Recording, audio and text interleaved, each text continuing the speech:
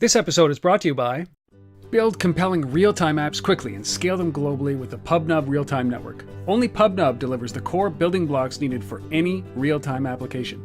Find out for yourself by signing up for free today. Visit pubnub.com.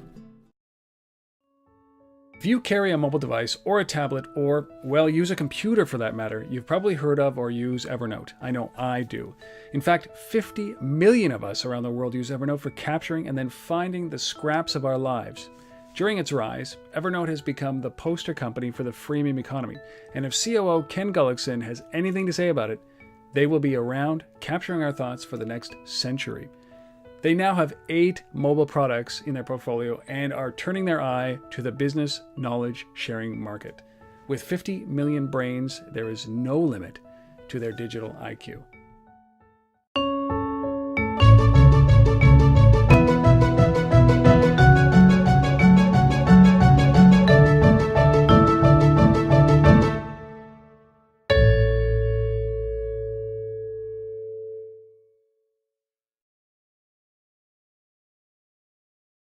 I'm Ken Gullicksen. I'm the Chief Operating Officer of Evernote. We're still a startup. We're a 100-year startup. We're only five years in, so 5% of the way there. We have a long ways to go, but we're about 300 employees now and about 50 million users worldwide. 70% of those outside the U.S. 100-year company. That's what the vision is, the bold vision. So I can't imagine the cycles of technology you have to get through to make it to a 100-year company. Yeah, and the reason why we say the 100-year company is we explicitly want to put that stake in the ground so that we always force ourselves to think as a long-term company, always optimize for the long term, not for the short term, and that really helps us with that discipline.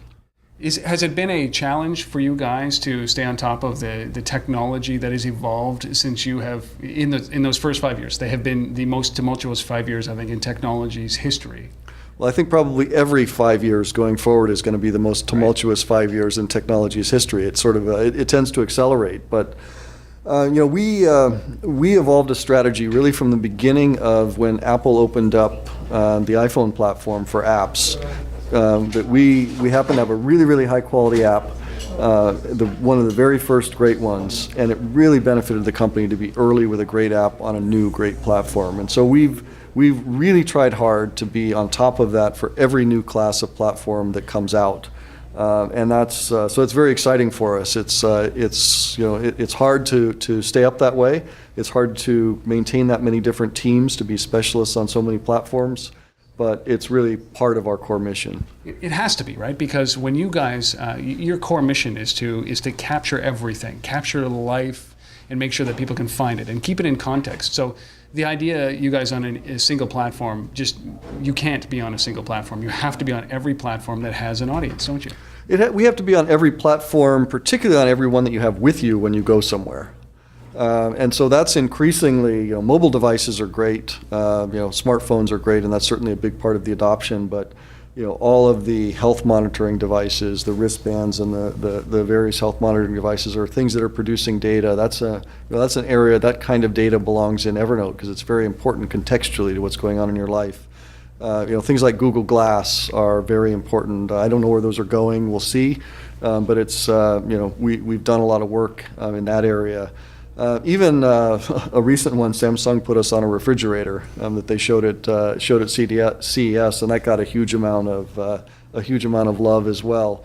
So we can't really predict which of these is going to be the most successful, but we really need to be there on good quality devices from the beginning.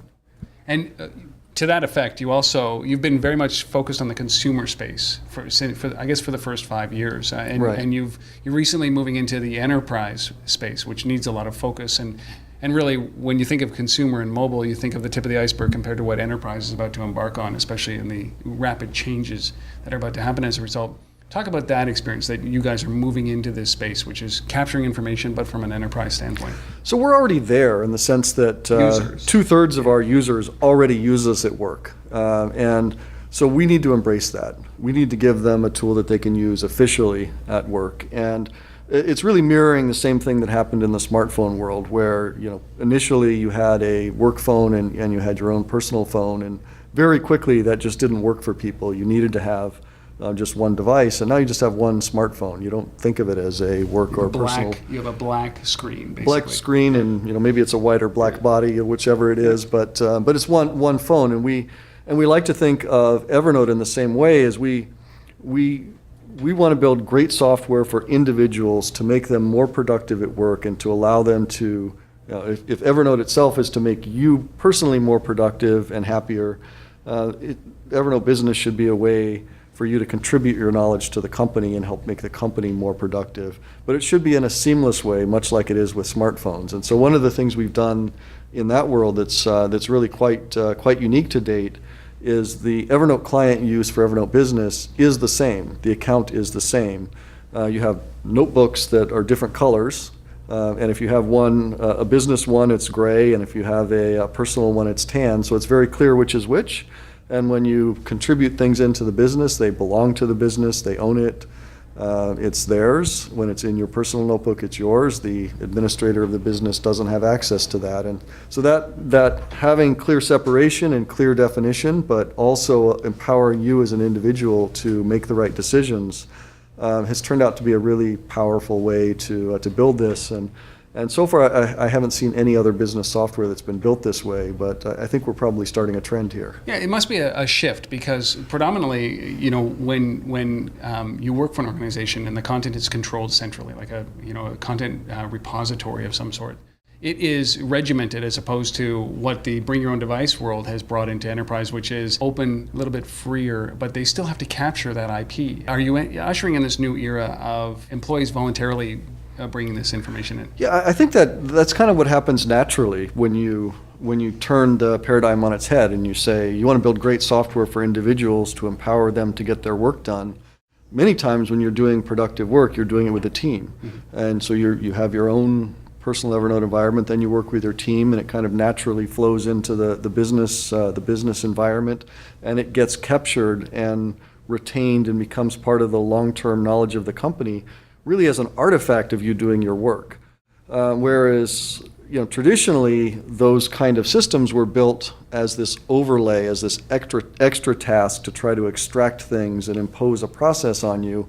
We've tried to turn it the other way and say, well, we're just trying to help make you more productive with you and your team, and as an artifact of that, the company is accumulating knowledge that they will retain forever. And doing it in a kind of a friction-free way, right? Which is exactly as you said, this is just part of the way that you do your work already. We'll just integrate it right into our business. That's right. You know and love the Evernote experience already. That's how you already do your work. So when you're doing work with your team and your workmates, why shouldn't it just work the same way? And what about the long-term impact? Do you think? How do you think this changes the way that people are going to be working inside of organizations by carrying these devices and putting Evernote on it? Well, I think the whole idea of bringing your own device into work that started with the mobile phone that's really what started this whole trend, and I think Evernote very much fits into that the same way, and I think you'll see that increasingly where.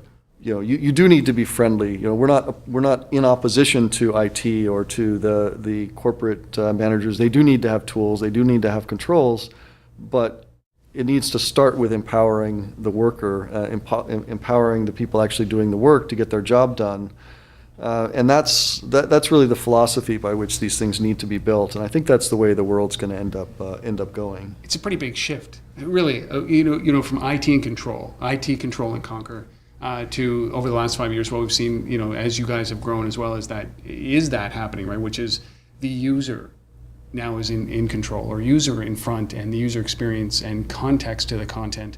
And then, oh, by the way, IT enable it. So we've swung from one pendulum to the other. It's going to land in the middle, you think, where it's going to be a harmonious marriage between IT and the user experience? Somewhere in the middle, in the sense that, of course, IT guys, they still have to provision accounts. They still have to say who's in and out of the business. They have to be able to audit things and have some level of control of what's going on. So, those are real needs that you do have to embrace. But it really has to start with getting work done and making that effective, because that's what it's all about, right? It's you don't go to work for an organization to impose controls. You go to work for an organization to get something done. So that's what we need to put most of our effort on. and at the same time be fit into the proper context of a work environment and have very clear ownership of who owns what. Do you think that mobile was a catalyst to this? Like, do you think that this whole bring your own device and the empowerment that it brought to the user, that commercialization of the enterprise, do you think that how important is that? I absolutely believe that the smartphone revolution, and particularly as started by Apple by opening the App Store, is the seminal event that started this whole trend, because it blurred the lines between where and when you could get work done, between what your personal life and your business life became much more intertwined. It gave you access to many new kinds of applications. It started this idea of I could have something in a work environment that I also use outside, and how do you manage that? So that really is the seminal event. It started the 24/7 workday, didn't it, as well? Yeah, it did, but then you also you're at work, you don't feel guilty about doing some personal things too. It's just the way that the modern workplace is. All right, completely different area. Aside from Evernote, which is part of, I think, how many users are now Evernote? About 50 million. 50 million, and I'm one of them. Only about 4,000 businesses, so we're just starting on the business offering. But 50 million users across all platforms. I use it in everything that I have: my desktop, my tablet. Well, it's 50 million users, individuals who use it on many platforms. So that's not the number of individual touch points. That's many times higher. It's pretty incredible. Aside from Evernote, though, what is fascinating you that is in the mobile space? Is it an application, a service? What out there that you use that you think, oh, I'm so glad I have this? Well, I think one of the things that that's fascinating me the most is the proliferation of devices, actually, because we've gotten into this rut where we think of mobile as the smartphone, and it's a great platform, and there's a lot of wonderful things about smartphones. But there's the smart watches and the fitness things and the Google Glasses and other devices, and I think that's where it's going to go. Is there'll be more special purpose devices that you carry with you that do things on your behalf, and it's going to be really fascinating for me to see who gets the formula right on those, because that's what it's all about. It's finding the right sweet spot of, and will Apple do it again? Probably they will. They have a good history of that. But others will come up with great devices as well, and we just need to be on top of those. Thank you very much for your time. Great, thank you.